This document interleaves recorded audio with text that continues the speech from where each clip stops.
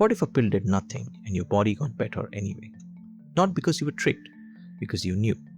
In 2010, doctors at Harvard handed patients with painful gut condition a bottle of sugar pills and told them straight up, printed right on the label, placebo pills containing no medication. No lie, no trick, no fine print. And those patients got significantly better than the ones who got nothing at all. Scientists call this the placebo effect, and it's stranger and far more useful than you've been told. Somewhere in your body, there's a switch that responds to this belief itself, even when the belief is honest about being fake. And once you understand how that switch works, you can start flipping it on purpose. This isn't a new discovery. It just took medicine 200 years to admit it was real. In 1799, a British doctor named John Haygarth went after a wildly popular quack device called Perkins tractors, metal rods that supposedly pulled disease out of the body through some kind of electric current. Haygarth built a fake set out of painted wood and secretly swapped them on his rheumatism patients. 4 out of 5 said their pain improved anyway. The metal was never the point, ritual and expectations were doing the work. It took until 1955 for the idea to get a name when Henry Beecher published The Powerful Placebo and claimed roughly a third of his patients improved on fake treatment alone. Here's the twist worth being honest about. Decades later, researchers re-examined his actual data and found the numbers didn't hold up.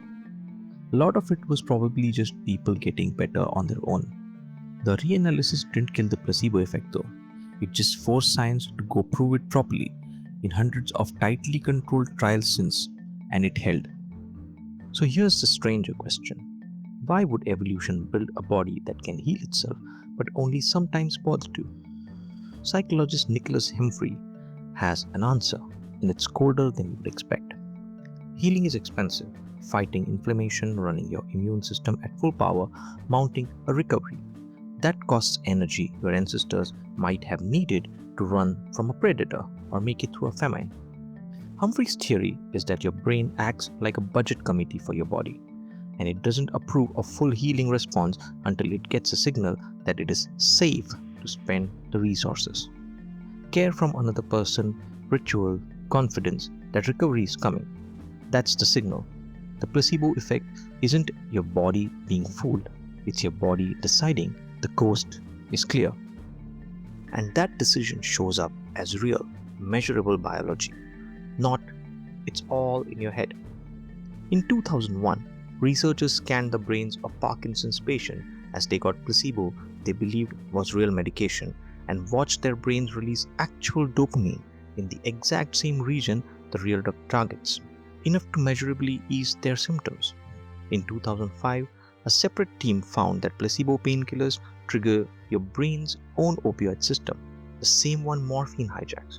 Blocking those receptors chemically erases the placebo's effect. Even your immune system can be trained into it. A landmark 1975 experiment paired a sweet drink with an immune suppressing drug in rats, and eventually, the sweet drink alone suppressed their immune system. No drug required. Expectations and conditioning are two separate roads into the same building. Your belief isn't imaginary, it is a real lever on real chemistry. Which means the size of the effect is something you can actually engineer. In a 2008 trial, patients with the same gut condition were split 3 ways: no treatment, fake acupuncture with no conversation, or fake acupuncture with warm, attentive practitioner. Relief rates climbed with every layer added: 27%, then 43, then 62. Same fake needles, just more ritual and care stacked on top. That Harvard study from the opening wasn't one-off. A 2016 trial replicated it in chronic back pain patients, told they were taking a placebo and they still saw significantly less pain than patients getting nothing. Full transparency didn't shrink the effect. Ritual and honest, confident framing did the work, not the deception. So here's what you actually do with this. You can't fake a sugar pill into your gym routine.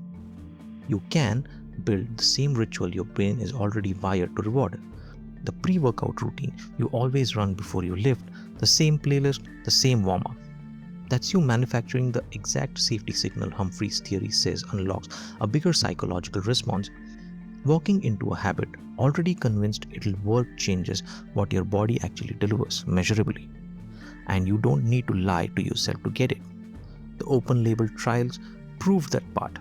Just the ritual, the consistency, and the real expectations that it's working.